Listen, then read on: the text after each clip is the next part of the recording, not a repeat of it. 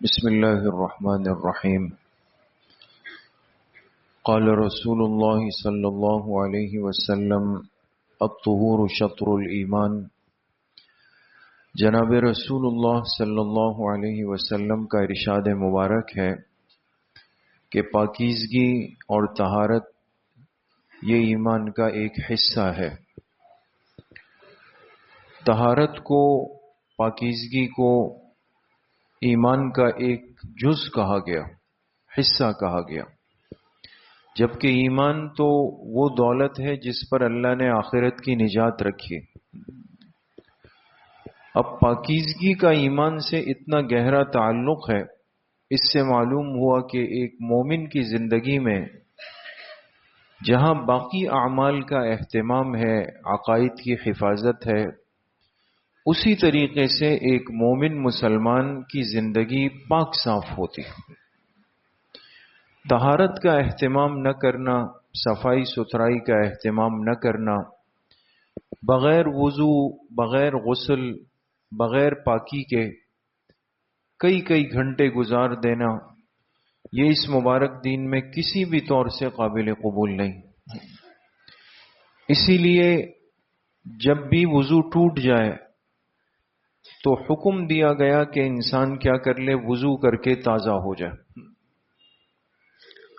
اور اگر انسان کو غسل کی حاجت ہو، اور غسل کی حاجت کب ہوتی ہے آپ جانتے ہیں کہ جب انسان کو جنابت لاحق ہو جائے، بڑی ناپاکی، تو اس صورت کے اندر حکم دیا گیا کہ انسان غسل کر کے اپنے آپ کو پاک کر لے.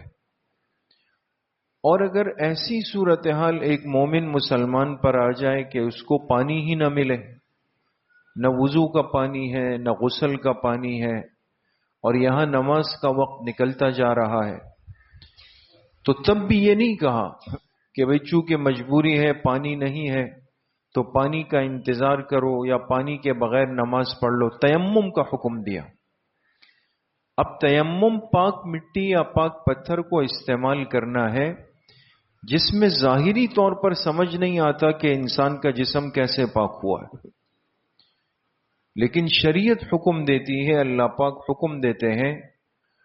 اور اس سے بڑھ کر ایک عقلی طور پہ تعجب کی بات، بلکہ ایک فخر کی بات یہ ہے کہ آج ہماری جو میڈیکل سائنس ہے، جو ریسرچ ہے، وہ آج اس بات کو تسلیم کرتی ہے کہ مٹی کے اندر اللہ پاک نے یہ صلاحیت رکھی ہے کہ یہ جسم کے جراثیم کو اپنے اندر جذب کر لیتی. اس لیے آپ نے سنا ہوگا، آپ حضرات پڑھے لکھے لوگ ہیں، کہ ایک ایسا جانور ہے کہ جو اگر انسان کو خدا نخواستہ کاٹ لے تو اس کے کاٹنے کے بعد انسان کو کئی دن تک انجیکشن لگانے ہوتے ہے نا. کتا اگر خدا نخواستہ کسی کو کاٹ لے تو اس کا کاٹا اتنا خطرناک ہے کہ اس کے لیے مستقل ایک کورس کرنا پڑتا ہے، دوائی استعمال کرنی پڑتی ہے. اب جو دوائی کتے کے کاٹے ہوئے مریض کے لیے بنائی ہے دنیا میں، آپ حیران ہوں گے کہ اس دوائی میں سب سے زیادہ استعمال وہ نوشادر کا ہوتا ہے، اور نوشادر کے اندر سب سے زیادہ اجزاء وہ زمین کی مٹی کے ہوتے ہیں. معلوم ہوا کہ کتے کے منہ کے جراثیم کو ختم کرنے کی جو دوائی بنی ہے اس میں مٹی کے اجزاء سب سے زیادہ استعمال ہے.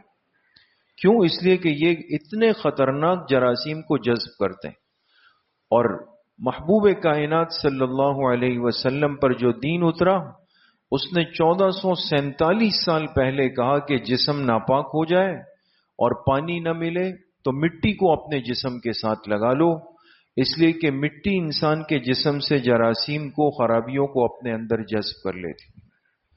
اس لیے پانی کا استعمال، تیمم میں مٹی پتھر کا استعمال، قضاء حاجت میں اچھی طرح استنجا کرنا، وضو اہتمام سے کرنا، غسل اہتمام سے کرنا، یقین کریں یہ وہ نعمتیں ہیں کہ جس کی وجہ سے ہم بہت سارے امراض سے، بیماریوں سے محفوظ ہیں آج.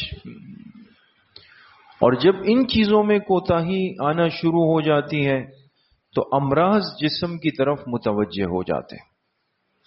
اس لیے میرے عزیزوں، دوستوں، بزرگوں، ایک مسلمان پاک طاہر رہے، وضو کو اپنا مزاج ثانی بنائے، یہ انتظار بھی نہ کرے کہ نماز آئے گی تو میں وضو بناؤں گا، جیسے ہی وضو ٹوٹ جائے وضو تازہ کر کے رہے۔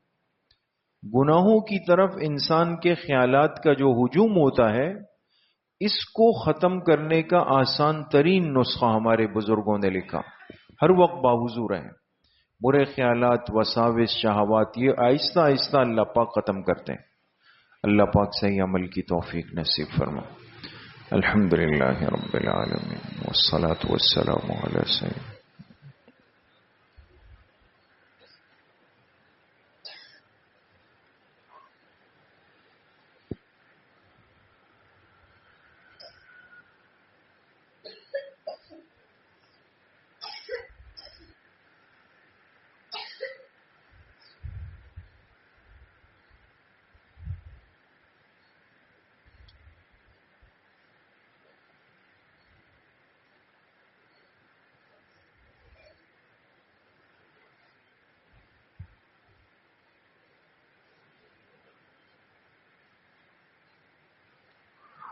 وصلی اللہ وسلم علی نبینا محمد وآلہ واصحابہ اجمعین برحمتک۔